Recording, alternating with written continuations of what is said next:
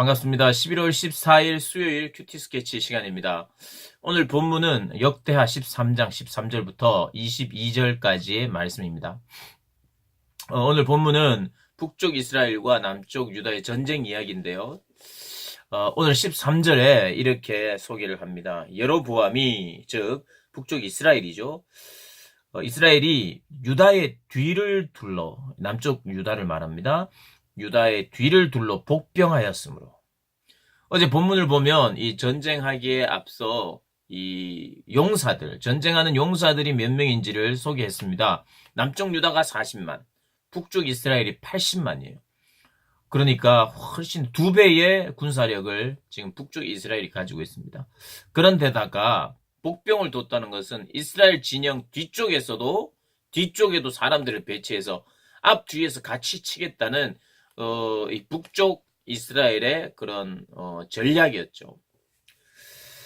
사실은 숫자로도 불리합니다. 남쪽 유다가. 그리고 지금 전술 자체도 벌써 뒤쪽으로 가서 앞뒤에서 같이 치겠다라고 하는 이 작전을 이미 사용하고 있습니다.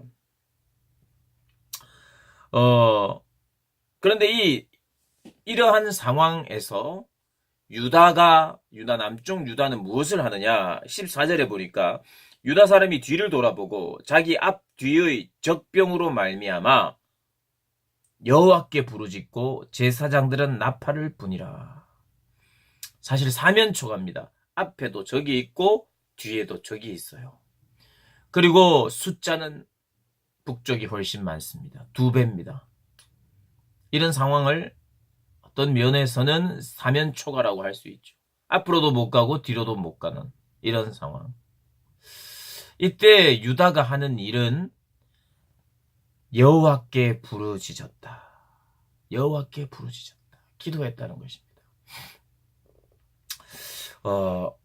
우리가 어떤 상황이 놓이고 문제가 있으면은 그 문제를 정확히 파악하는 게 필요합니다.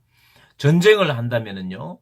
언제 전쟁을 하는 것이 가장 좋은지, 적기가 언제인지, 그리고 군사력은 어느 정도 되는지, 몇 명의 군사가 있는지 정확하게 잘 파악을 해야 우리도 작전을 세우죠. 어떻게 공격할 것이며 어떻게 수비할 것이며.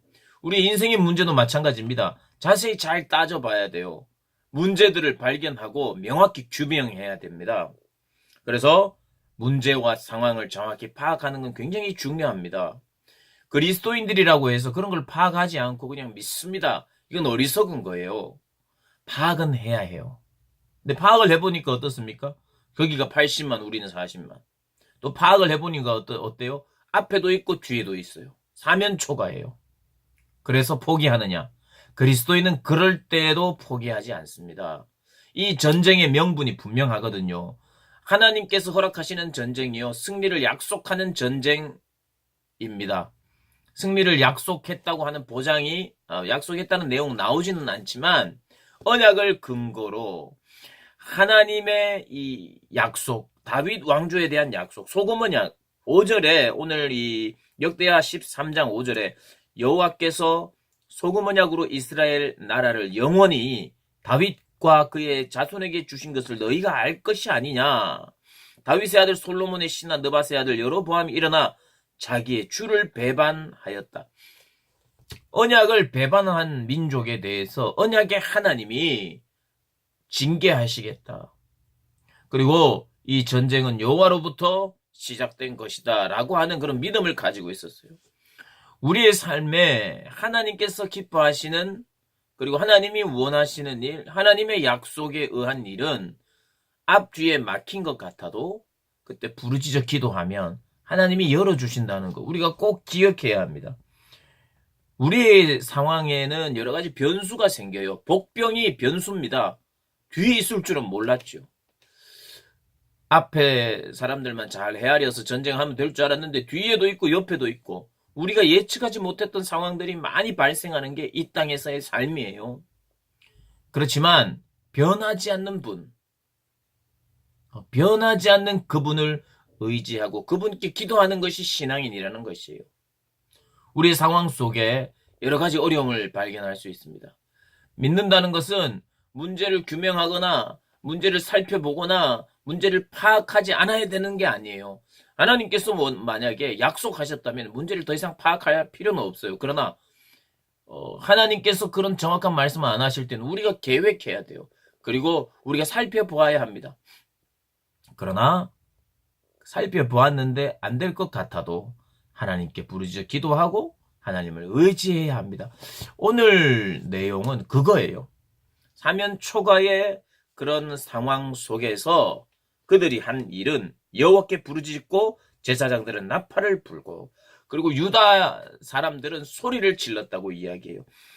이 모든 게 뭐냐면 기도하고 나팔을 부르고 소리 질렀다는 것은 여호와 하나님만 의지하여 전쟁했다는 뜻입니다. 여호와 하나님만 의지하여 전쟁했다는 것이요. 그래서 18절에 그때에 이스라엘 자손이 항복하고 북쪽 이스라엘 항복했어요. 오히려.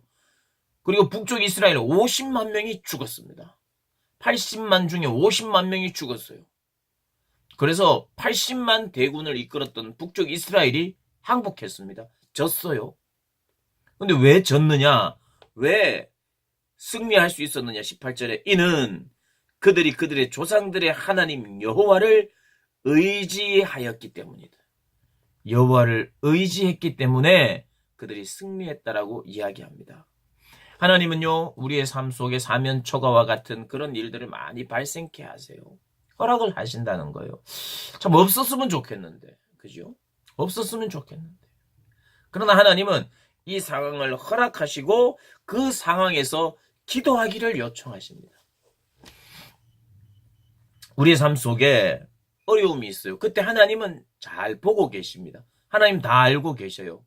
하나님이 알고 계시기 때문에 우리가 어려운 상황이 생기기 전에 일하셔도 되는데 복병이 있고 80만이 내려오고 이러기 전에 하나님께서 뭔가를 손을 써서 이스라엘 백성들이 사기가 떨어지지 않도록 내 삶에서 두려움이 없도록 뭔가를 보기만 하면 믿습니다 하고 뭔가 척척되고 이러면 좋은데 안 될 것 같고 또 우리가 훨씬 열세고 또 나의 능력이나 나의 여건은 가능치 않다고 생각할 그런 일들을 많이 만나게 하십니다. 하나님이 미리미리 일해 주시면 되는데 왜 이럴까요? 하나님은 그런 상황을 통해서 우리가 아버지를 찾기를 원하세요. 아버지하고 부르고 아버지를 의지하고 모든 좋은 것을 주시는 분이 아버지시고 모든 승리를 주시는 분이 아버지시고 모든 약속을 지키시는 분이 아버지이신 것을 우리로 하여금 알게 하기 위하여 우리가 아버지하고 부르기를 원해요. 그러면 하나님은요 어떻게 일하시느냐? 하나님은 다 보고 계셨으면서도 어떤 상황이 어떻게 위급하고 다급한지 다 아셨으면서도 부를 그때에 마치 처음 듣는 것처럼 너가 필요했느냐? 내가 도와주겠다. 그러니까 아버지를 부르고 찾기를 요청하시고 요구하세요. 그러면서 우리로 하여금 내가 아버지를 부르고 찾을 때에 우리 아버지는 도와주시는 분이고 역시 의지할 만한 분이시라는 걸 깨닫게 하시는 거죠. 우리 삶 속에 이해하기 힘든 어려움들, 사면 초가와 같은 일이 있을 때에 하나님을 부르고 여호와를 의지하기를 요청하십니다. 혹시 요즘이 그런 때라면 하나님을 찾으십시오. 더 부르십시오. 그리고 하나님만 의지하십시오. 그러면 하나님께서 승리를 경험케 하실 것입니다. 오늘도 그렇게 승리하시는 우리 모든 고등부 학생들, 선생님들 되시기를 축복합니다.